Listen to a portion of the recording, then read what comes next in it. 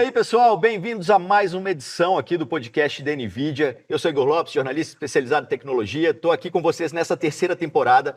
A gente já passou aí por alguns episódios, espero que vocês tenham gostado do que viram até agora. Hoje a gente vai aprofundar um pouco mais em um outro tema. Na verdade, a gente vai contar um caso para vocês aqui de uso de inteligência artificial, de uso de dados e de imagens associados à proteção à fraude. Eu acho que hoje isso é uma questão que é muito importante para todas as empresas, né? Tem muita fraude, tem muita questão relacionada à segurança aí que todas as empresas precisam se preocupar. Mas antes da gente começar a história, deixa eu apresentar aqui meus convidados, né? Ao meu lado, Alexandre Nakahara, o Naka, diretor de inteligência artificial da Oracle para a América Latina. Prazer ter você aqui com a gente, Naka. Prazer é meu. Jomar, vocês já conheceram aí de outros episódios aí do podcast. Jomar Silva, gerente de relacionamento com desenvolvedores para a América Latina da NVIDIA. Prazer também ter você aqui de novo, Jomar. Prazer, bem, obrigado. E no telão aqui, ó, direto de Brasília, Alexandre Neri, Head de Data Science da BU de ID e Proteção à Fraude da Serasa. Neri, prazer ter você aqui com a gente também. Prazer, obrigado.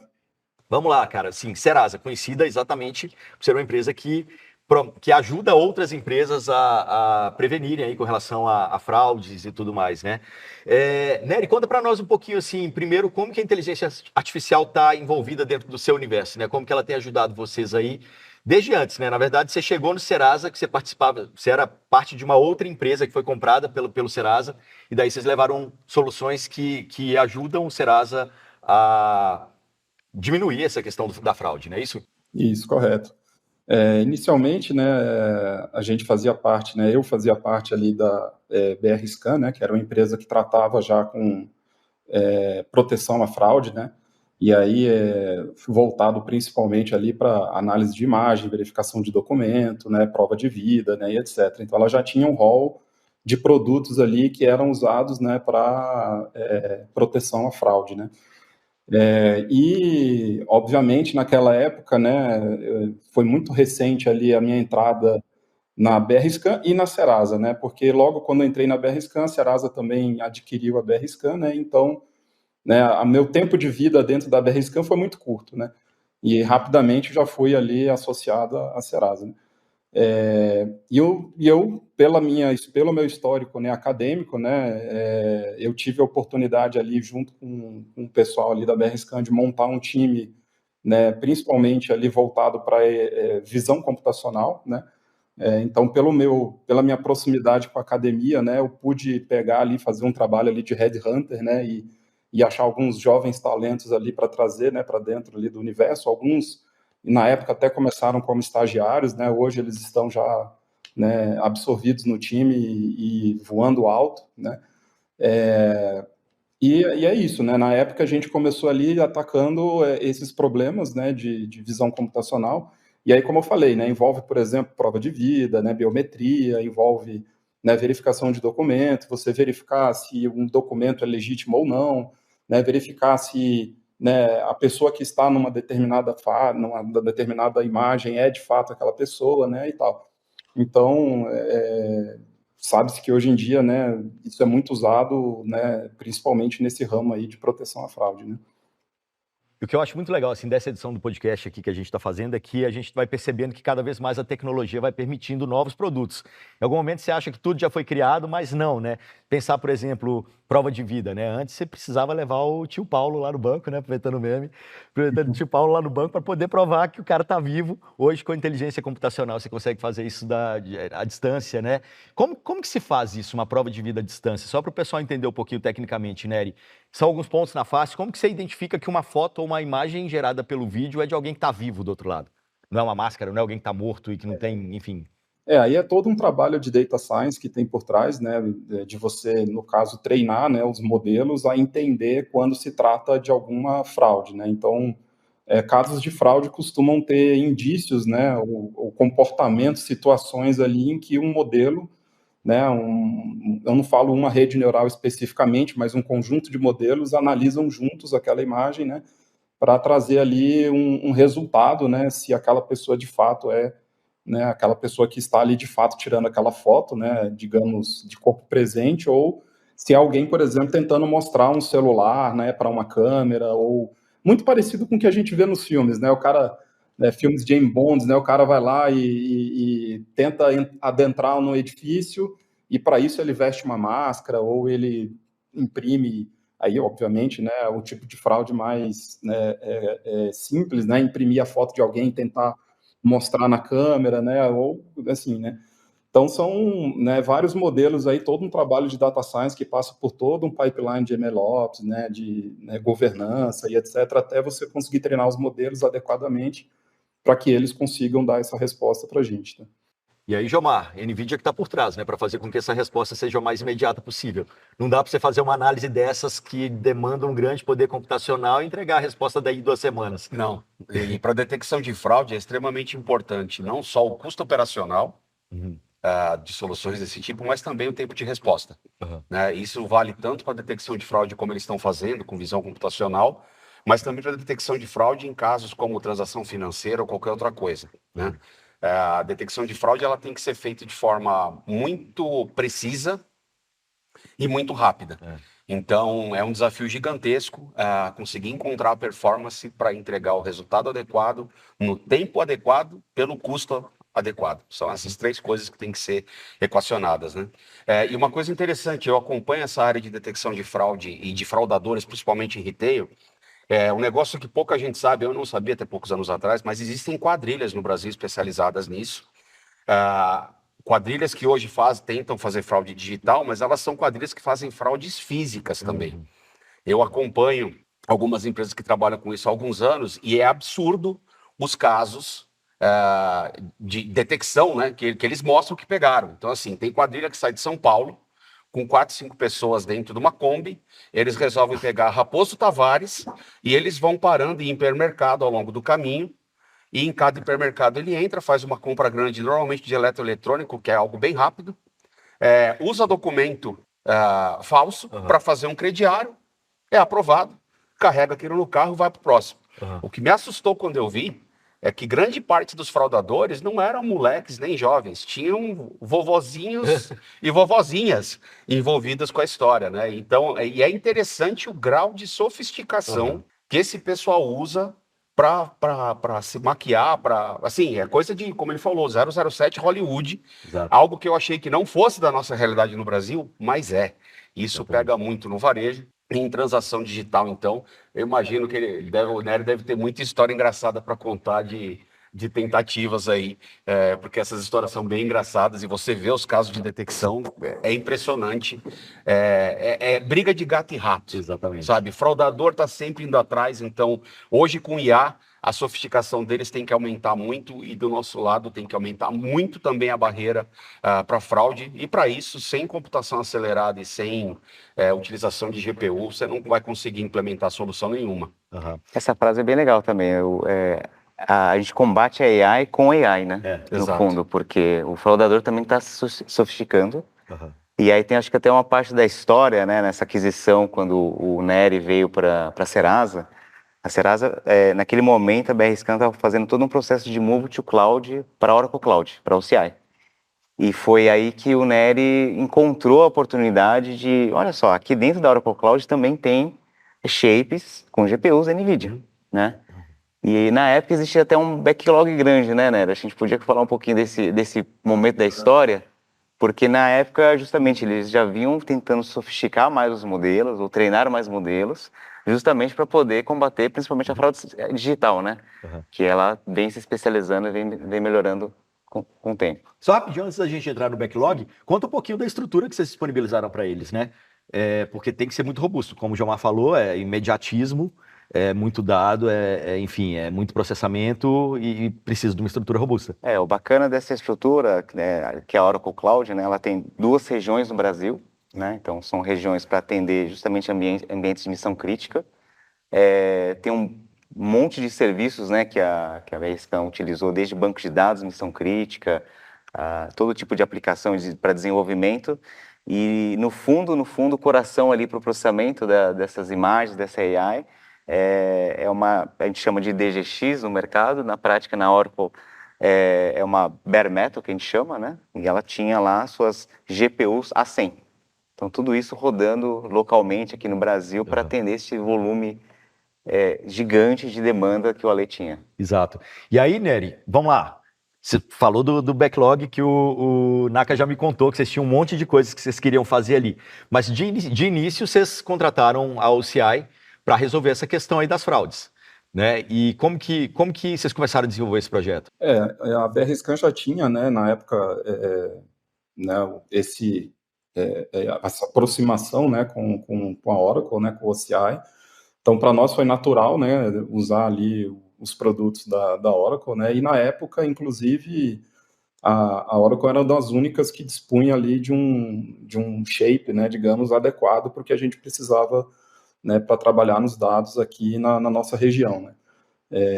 E aí, como a gente estava falando ali agora há pouco, né, falar de visão computacional sem GPU é um pouco quase que impossível, né? Então, quando você vai para esse mundo de visão computacional, multimídia, dados, né, multimídia em geral, né, sem GPU, os seus treinamentos acabam ficando, obviamente, né, ali atrasados, né, ou melhor, né, demora muito tempo para você conseguir gerar resultados, né, adequados.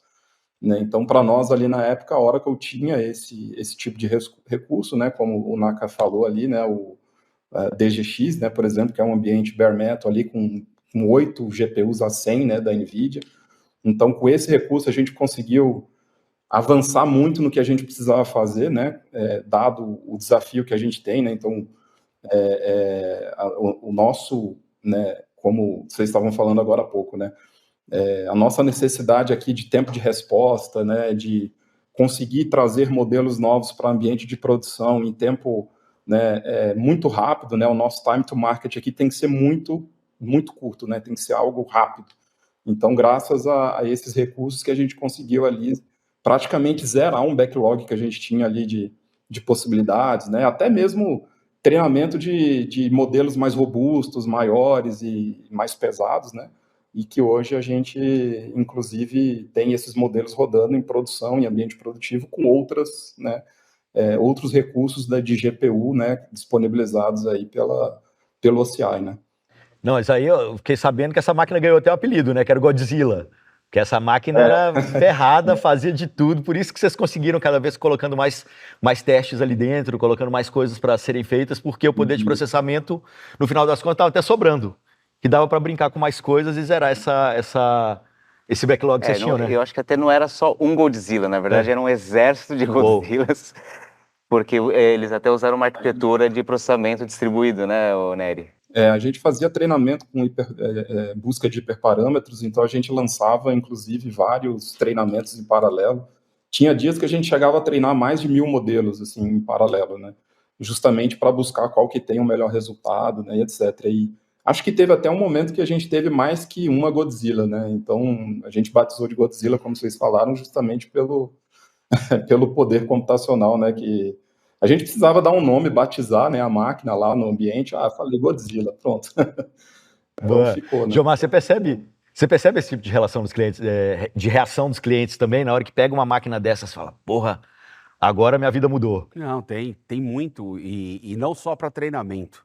Solução de visão computacional em geral, ela precisa ser desenvolvida, principalmente por startups, de uma forma que ela seja portável. Então, no meu cliente A, eu vou rodar numa infraestrutura de cloud dele, no cliente B, eu vou rodar num data center, mas no cliente C, eu vou ter que colocar uma plaquinha espetada lá em cima no teto, junto com a câmera, porque é ali que eu tenho que fazer o processamento pesado. Então, os frameworks da NVIDIA para inferência, que é em tempo real, a aplicação da inteligência artificial, da visão computacional em tempo real, são fundamentais para isso, para você poder ter essa portabilidade. Do ponto de vista técnico, trabalhar com visão computacional tem um desafio adicional. Cada vez que a gente precisa tirar o dado da memória RAM que está trabalhando com a CPU e trazer para a memória da GPU, a gente tem uma latência, que é simplesmente o tempo que os elétrons vão levar para sair da memória RAM e chegar na memória da GPU. Isso não dá para acelerar, tem um limite físico, né? Então, quanto mais você faz isso ao longo do processamento de inferência, né, que é a consulta da inteligência artificial, quanto mais você faz isso, maior vai ser o tempo de processamento. Então, nós temos tecnologias de software da NVIDIA, gratuitos, o DeepStream SDK é o principal desses, que ele consegue fazer esse processamento inteiro sem sair da GPU, e para alguns casos de aplicações, como o caso de em aplicação industrial, em que o tempo de resposta tem que ser da ordem inferior a milissegundos, a gente consegue receber o dado de algumas câmeras direto na memória da GPU.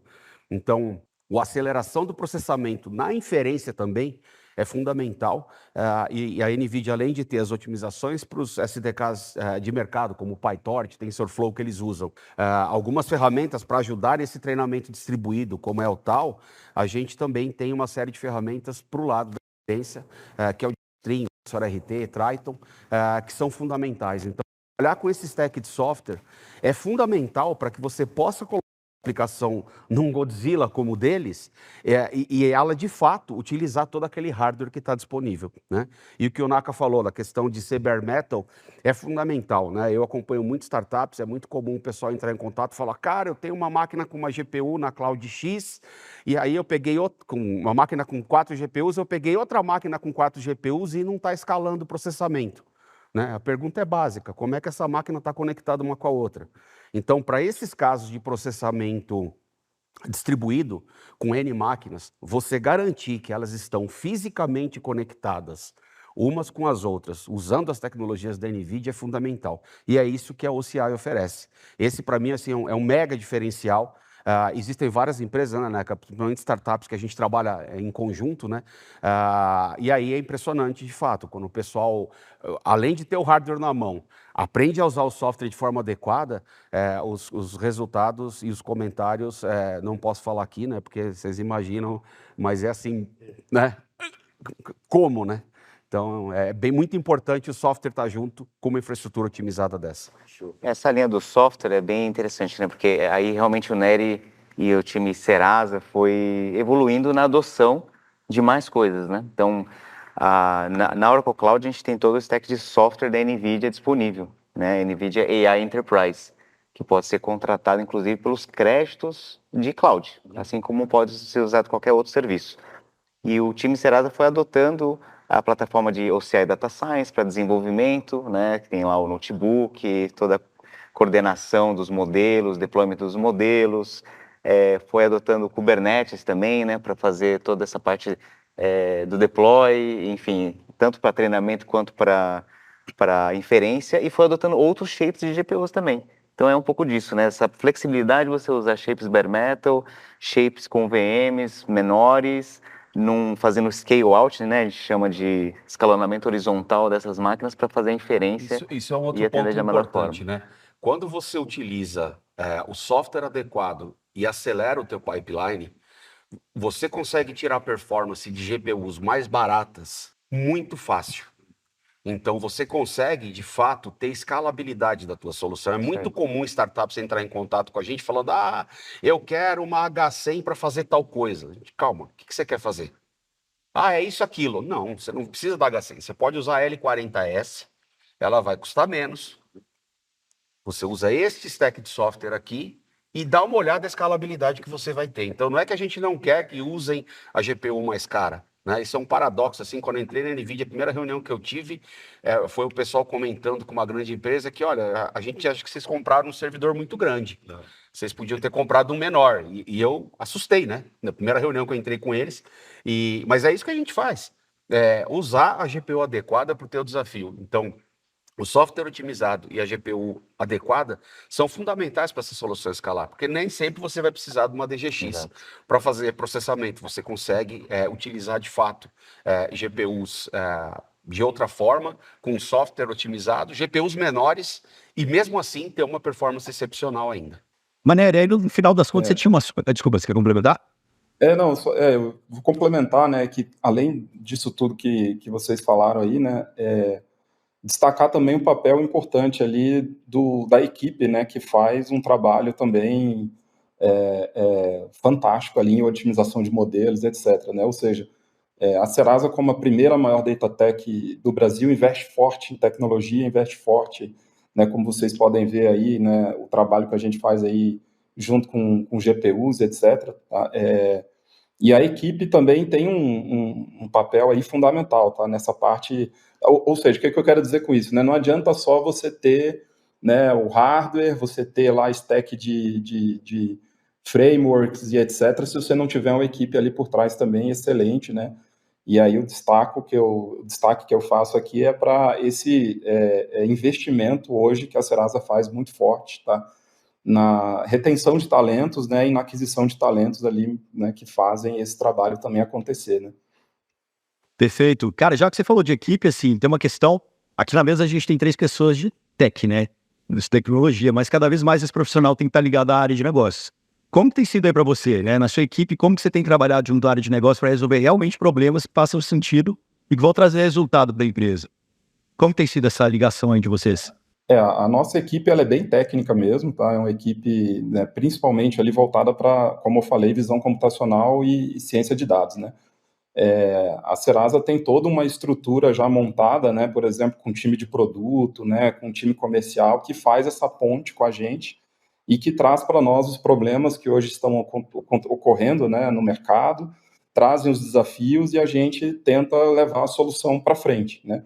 Então, a gente aqui é um time muito mesmo técnico, até eu diria, um pouco ali de pesquisa e desenvolvimento hoje é quase que inevitável. Então, assim, não adianta a gente só, digamos assim, fazer código, né? A gente tem que sentar, realmente discutir como que a gente vai atingir o resultado da melhor forma possível para atender, né, as dores aí que normalmente o time de produto, comercial, etc., traz para nós, tá?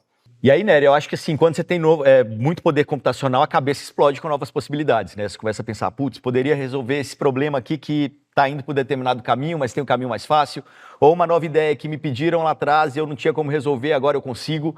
Acho que o backlog que estava zerado passa a ter o dobro do tamanho depois disso, né? Exatamente. O pessoal até brinca, né? Com esse recurso agora a gente espera o dobro de retorno, né? Obviamente, né? Mas isso como você falou, é normal, né? A gente entende que com esse novo recurso a gente obviamente abre os horizontes, né?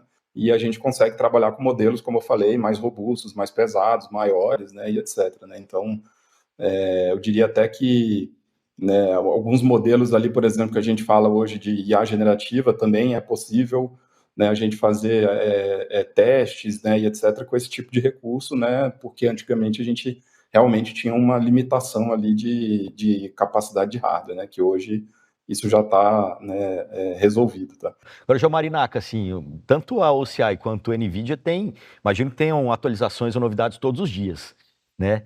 Como ficar up to date? Como ficar por dentro de tudo que está acontecendo? Começando pela NVIDIA, assim. No nosso caso, é fazer parte do programa de developer, né? developer.nvidia.com. Só se cadastrar lá e a gente está sempre divulgando essas novas tecnologias. Como ele falou, IA generativa para visão computacional é algo disruptivo. Porque até então, para você conseguir ter um dataset para treinar a visão computacional, você tinha que ter um volume de fotos gigantesca das coisas.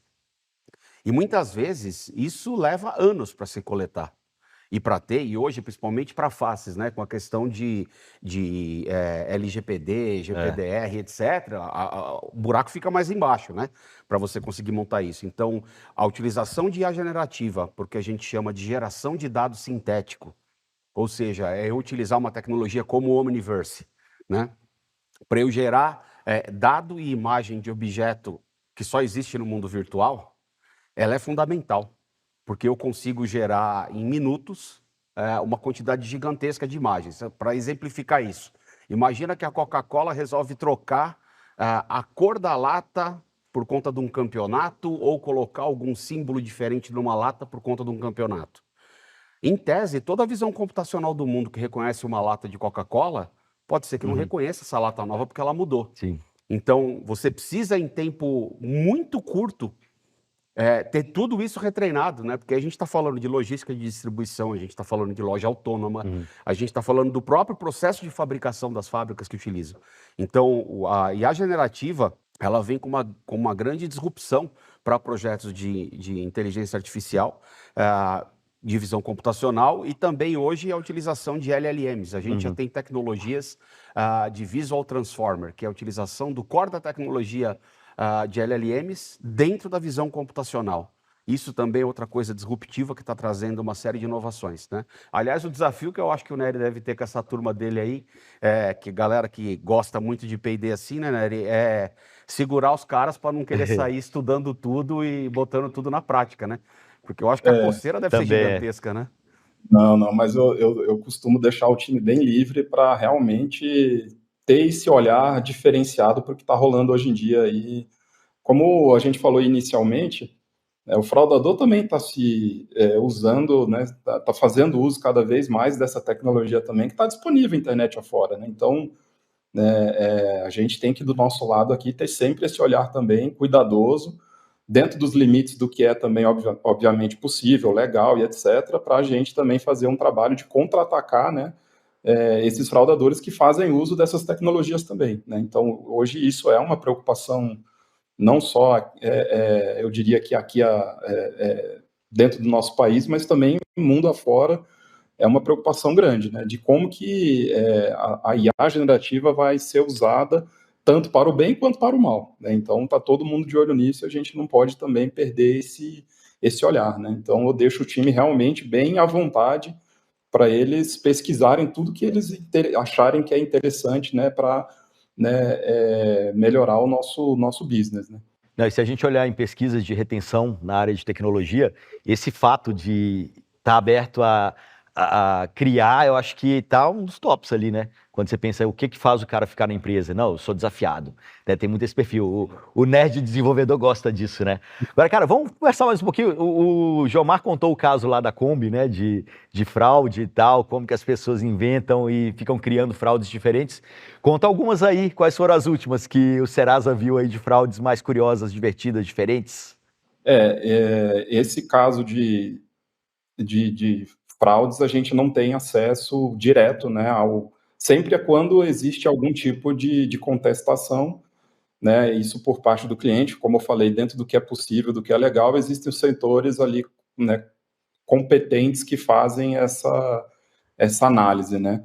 Então, a gente não fica sabendo diretamente do que está acontecendo, né, até por questões, obviamente, de LGPD, né, questões legais, a gente não pode, a gente fica sabendo de alguns problemas que a gente precisa, no nosso lado, falando de data science, do ponto de vista técnico, né, melhorar as nossas soluções.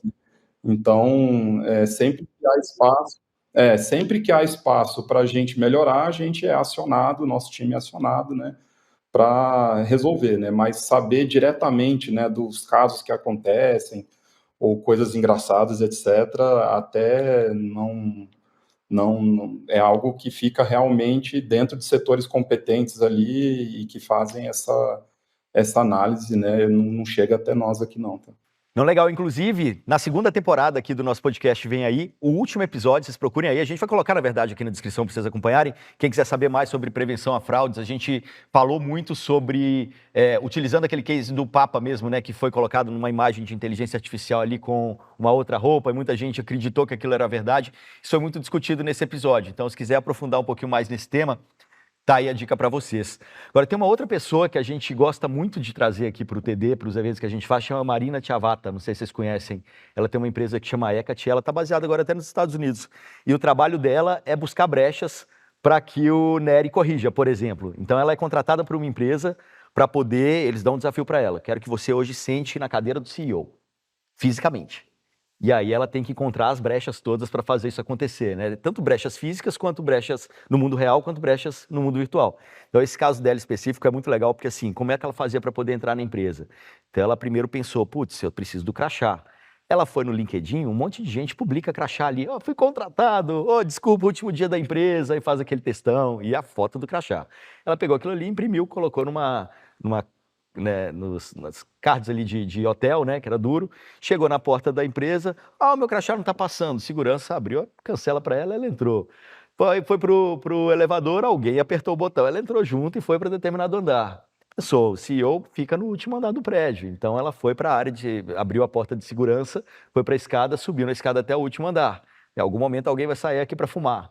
Na hora que a pessoa saiu para fumar, ela entrou junto com a pessoa. Na hora que a pessoa abriu a porta, de repente, ela estava na sala do CEO. Por algum motivo, ela conseguiu entrar, sentou na cadeira do CEO. Isso assim, pensando fisicamente. Mas ela busca brechas também, né, de serviços e tal. Entra na rede de alguma maneira, descobre que tem uma porta aberta para uma pasta que não pode e tal.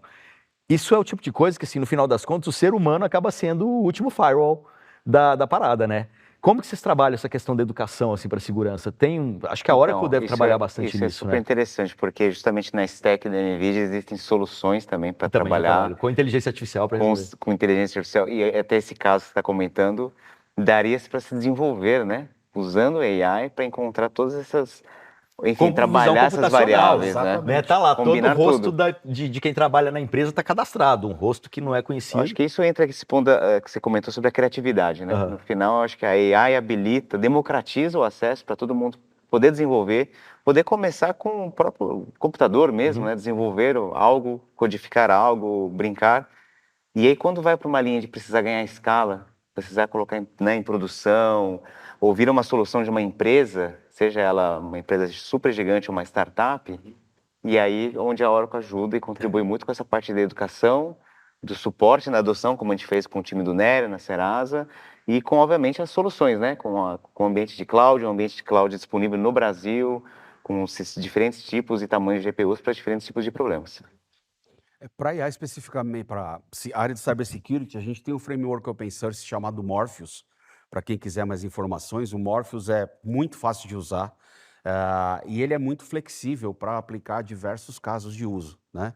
Um dos casos de uso que está começando a pegar muito é o tal do spear phishing, que é usar IA para fazer um perfil teu através dos seus dados disponíveis na internet e gerar um e-mail para você com algo que faça sentido no seu dia a dia do trabalho, que tem ali um link que você não vai se aguentar, vai clicar e vai cair num phishing. Então, é algo muito específico. O e-mail chega muito específico para você. É muito difícil você olhar aquilo e falar que é fraude. Né? Então, o Morpheus, ele consegue detectar esse tipo de coisa. Então, como ele falou, se o fraudador está usando IA para gerar esse tipo de fraude, a gente já tem tecnologia para detectar isso também, né? É a caça do gato e o rato, né? E nesse exemplo que você falou, isso aí foi um caso típico de engenharia social. Exato. Né? Existem muitas aplicações de visão computacional hoje que estão focadas nisso. Então você falou, ó, o segurança abriu a catraca e a mulher passou, né? Imagina que tem alguém numa central de segurança, ele está vendo quantas câmeras ali? Podia ter um alerta. Ó, o cara deixou alguém passar. Na hora, bate um rádio. Como é que foi essa história aí?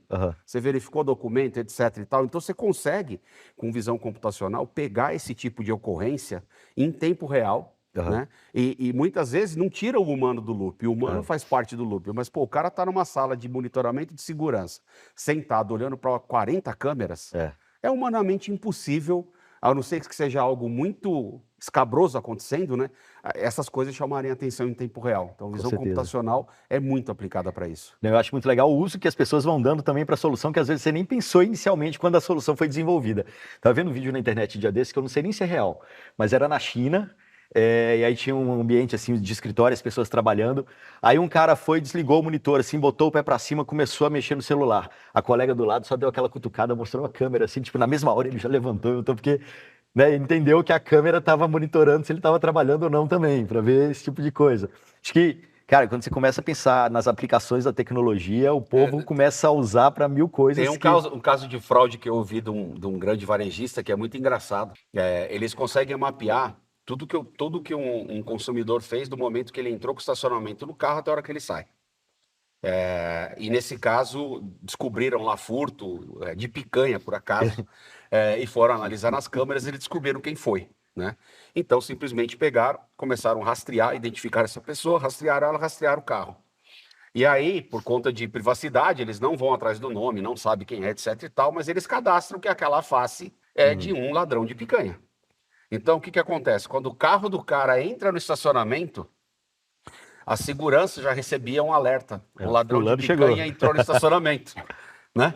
E aí o cara desce do carro, ele entra no mercado. O que a segurança faz de forma completamente tranquila é entrar a paisana, pegar um carrinho e conforme ele está andando dentro do mercado, eles vão seguindo, se alternando, né?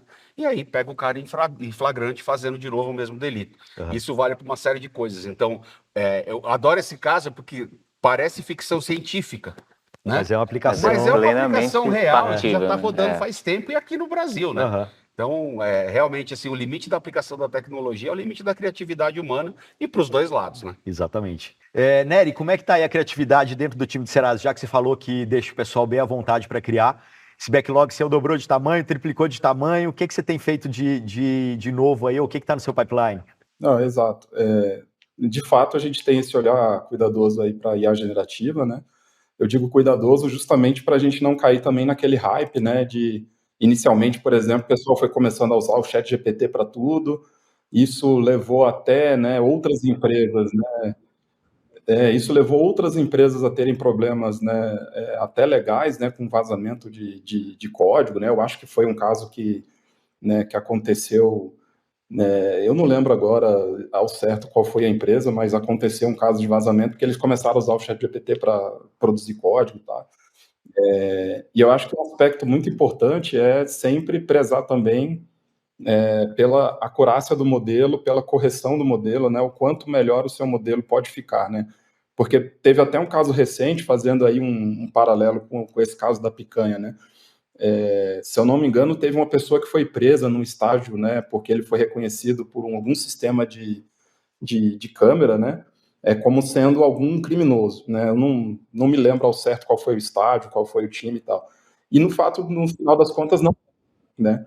Então, provavelmente a empresa que estava ali por trás disso, né?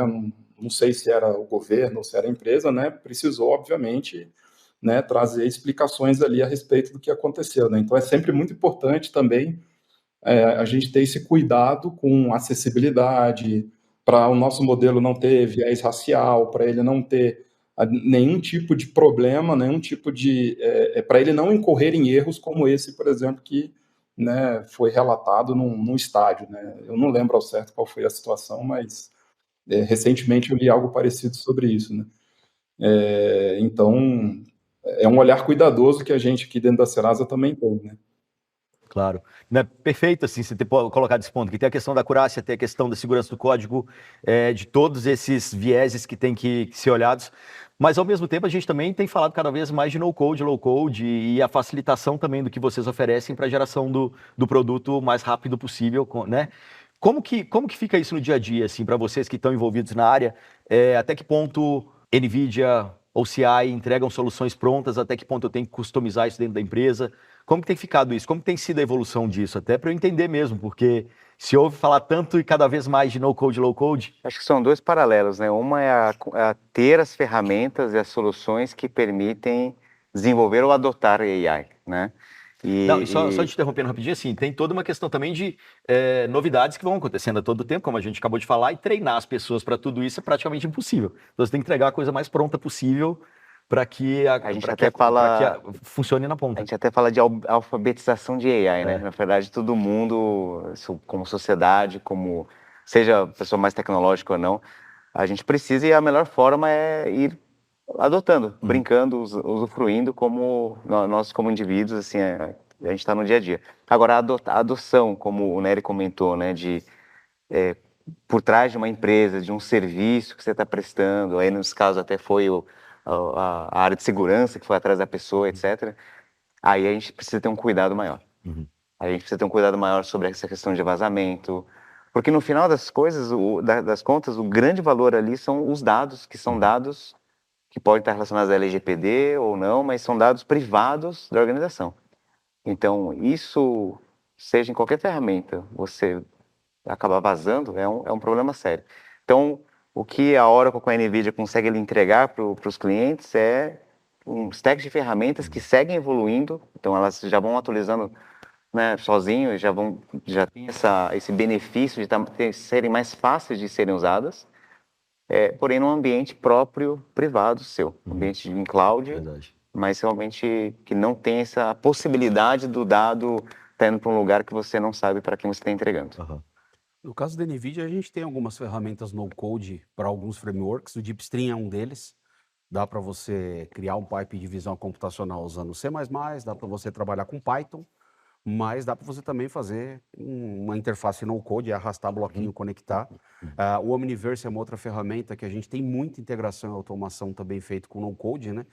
Isso, na verdade, é uma plataforma no-code que a NVIDIA tem e que está levando para uma série de outros produtos, né? Essa especificamente a gente usa aqui sem nenhum desenvolvedor trabalhar. Exato. Essa que é a grande vantagem de trabalhar com essas tecnologias. Você consegue, no caso do Omniverse, né? Para quem programa em Python, o Omniverse nada mais é do que uma gigantesca biblioteca que gera mundos 3D. É isso, né? E aí são várias ferramentas para facilitar o uso, né? Agora, para essa questão de geração de código automático, etc. e tal, a NVIDIA tem todas as tecnologias que são usadas para tanto treinar essas redes quanto para fazer depois a inferência na ponta, né? Porque a escalabilidade de IA generativa ela é gigantesca, não só do ponto de vista de treinamento, mas também do ponto de vista de inferência, né? A capacidade computacional que você precisa ter para gerar toda essa informação em tempo real na escala que o mundo está usando é enorme. Um exemplo de visão computacional legal recente que a gente tem, nós lançamos há mais de um ano um SDK chamado CV-CUDA. Basicamente, ele implementa os principais algoritmos de visão computacional direto em kernels CUDA para poder rodar na GPU com máxima performance, né? E quando isso foi lançado, teve até aquela dúvida, poxa, já tem o OpenCV que tem esses algoritmos dentro, né? Por que lançar uma coisa diferente e não contribuir? A gente contribui, tem, enfim, uma história longa com o OpenCV, né? Mas a resposta é simples. Quando você pega uma empresa igual o TikTok, o Instagram, o próprio Facebook, que aplica filtro em imagem e em vídeo, imagina a quantidade de milhões por segundo que esses caras têm que processar todo dia. Então, assim, o grau de otimização que é necessário para isso é o máximo. Ele tem que ser absurdo. Assim, você tem que economizar ciclo de clock de GPU, porque isso significa milhões de dólares de custo, de economia em custo, em semanas. Né? Então, a gente sempre na NVIDIA está muito antenado a esses tipos de casos de uso para desenvolver ferramentas e SDKs que vão resolver esses problemas em escala. Então, esse caso do CV-CUDA foi pensando nessas empresas que trabalham com processamento massivo de filtros em imagens e em vídeos, e hoje isso já está sendo usado por muitas empresas que trabalham com soluções como essa que o Nery falou, que o Serasa tem, né? Porque acabam ainda acelerando muito mais. Então, a gente não para um minuto de pensar em como acelerar mais o que está sendo feito, o que está sendo desenvolvido. E isso não é feito com 4 gênios dentro de uma sala pensando, Pink, como é que a gente vai conquistar o mundo amanhã? Isso é feito na rua, ouvindo os nossos clientes, ouvindo quem usa a nossa tecnologia, trazendo isso para dentro de casa e descobrindo, né, o que você falou, a pessoa tem um desafio, né? O desafio chega na NVIDIA assim, ele chega de um caso de uso real, fala, galera, vamos quebrar a cabeça, como é que a gente ajuda a resolver esse problema assim? Então foi assim que a NVIDIA desenvolveu mais de 150 SDKs, mais de 500 bibliotecas ao longo dos últimos anos, ouvindo o problema real e colocando gente que conhece muito de tecnologia para trabalhar em cima dele e entregar uma ferramenta que o desenvolvedor consegue usar.